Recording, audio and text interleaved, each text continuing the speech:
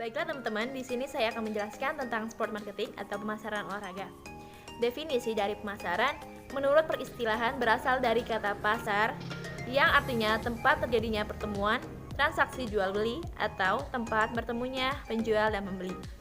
Kondisi dinamika masyarakat dan desakan ekonomi maka dikenal dengan istilah pemasaran, yang berarti melakukan suatu aktivitas penjualan dan pembelian suatu produk atau jasa didasari oleh kepentingan atau keinginan untuk membeli dan menjual.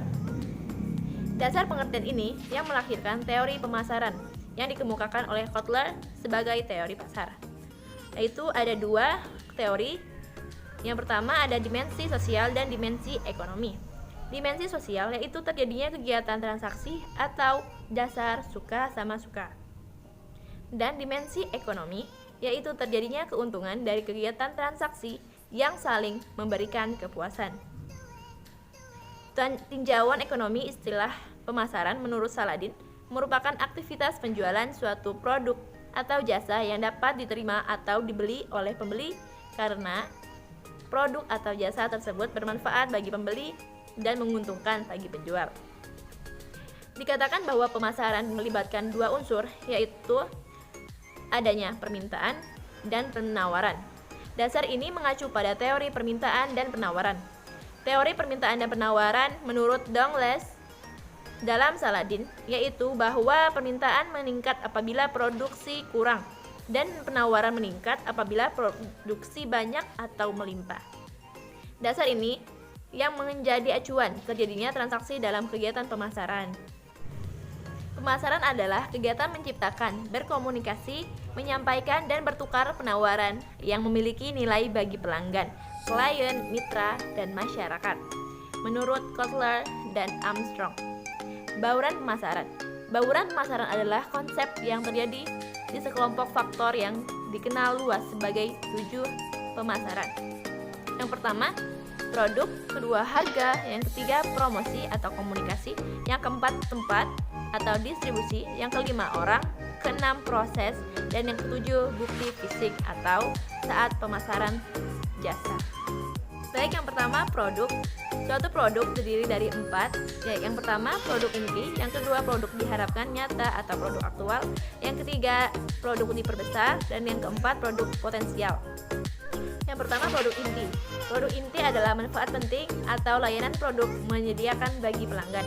Kemudian produk yang diharapkan atau nyata dan aktual. Elemen nyata dari suatu produk atau layanan membentuk produk yang diharapkan. Mereka termasuk desain, fitur, pengemasan, nama merek, dan tingkat kualitas. Kemudian produk diperbesar. Produk yang diperbesar adalah pengalaman pembelian dan pemakaian tertentu, merek, memakai kinerja olahraga, dan layanan terkait pengalaman jika produk rusak. Kemudian, produk potensial, produk yang mencakup pengembangan produk di masa depan. Ada yang kedua yaitu harga. Ada sejumlah pendekatan untuk menetapkan harga. Satu atau banyak metode ini dapat digunakan tergantung pada tahap siklus hidup produk, faktor pasar eksternal, dan sisa bauran pemasaran. Harga dapat ditentukan oleh pembelian, misalnya ketika pilihannya melimpah dan harga yang serupa, pembeli dapat memaksa perusahaan untuk memberikan diskon. Atau saat ada pilihan produk terbatas atau kompetisi, harga premium dapat ditetapkan. Kemudian yang ketiga ada promosi atau komunikasi pemasaran. Promosi adalah bagian dari bauran pemasaran yang menggunakan metode untuk menjual produk dan layanan kepada konsumen yang ditargetkan. Bauran promosi termasuk iklan, merchandising, penjualan, hubungan masyarakat, surat langsung, dan sponsor. Tujuan dari promosi bisa untuk menumbuhkan organisasi melalui peningkatan penjualan atau untuk menciptakan kesadaran merek yang lebih besar. Kemudian yang keempat yaitu distribusi. Komponen tempat dari bauran pemasaran tidak hanya mencakup lokasi fisik, di mana perusahaan mungkin memilih untuk menjual barang-barangnya, tapi juga bagaimana ia mendapatkan barang-barangnya ke final pelanggan, dan saluran distribusi apa yang digunakan.